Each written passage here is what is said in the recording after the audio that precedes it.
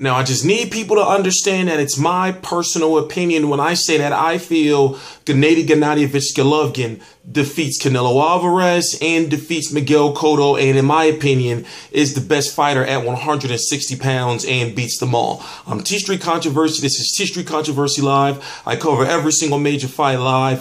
And, okay, put it this way.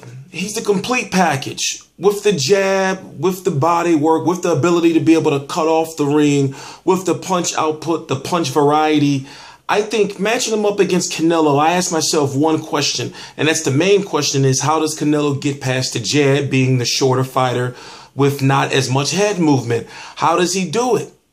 I'm not saying that Golovkin knocks out Canelo, but I see Golovkin being so much of a better overall fighter and more powerful, stronger, bigger than Canelo.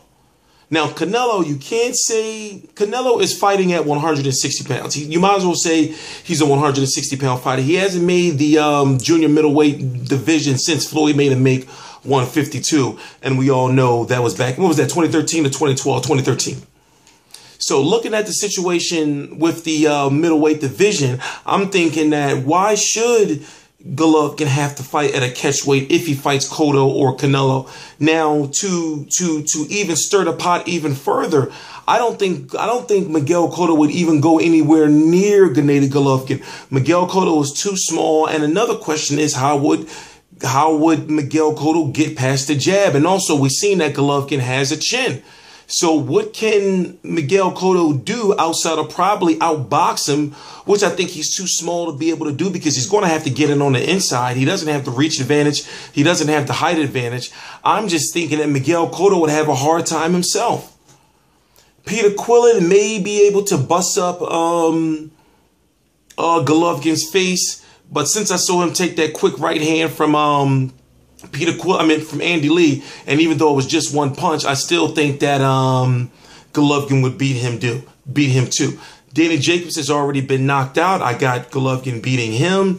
Andy Lee, we know Andy Lee has that right hand, but that's pretty much all he has. Billy Joe Saunders, I don't think will be able to hold up 12 rounds. He will probably go down to a body shot. And when you look at the Toriano Johnson may have the punch variety, the punch output, but I don't think he'll be able to hold up, especially after what happened to him with Curtis Stevens. So when you look at the 160-pound division, why do people keep saying Golovkin should move up? Why should he move up to fight Andre Ward when Andre Ward has said that he's not even fighting at 168 pounds anymore? Who's A side?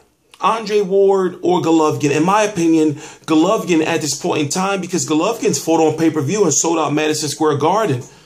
Andre Ward ain't fight on pay-per-view nowhere, sell out Madison Square Garden or sell out anywhere. You know, I mean, they were having problems with the Oracle Arena, and he's from there. So I don't look at Golovkin versus Andre Ward being such a whitewash like I felt it would be a year ago, 2 years ago. I really feel that Andre Ward and Golovkin, in my opinion, would be a 50-50 fight. And if I had to give the edge to somebody, it would be slightly to Andre Ward. But I'm thinking that Golovkin is such a good boxer overall, like all around from inside to outside. It's hard to see any other fighters beating him, especially with what he did David Lemieux. And I'm not saying David Lemieux is a big time good boxer to measure up against Golovkin.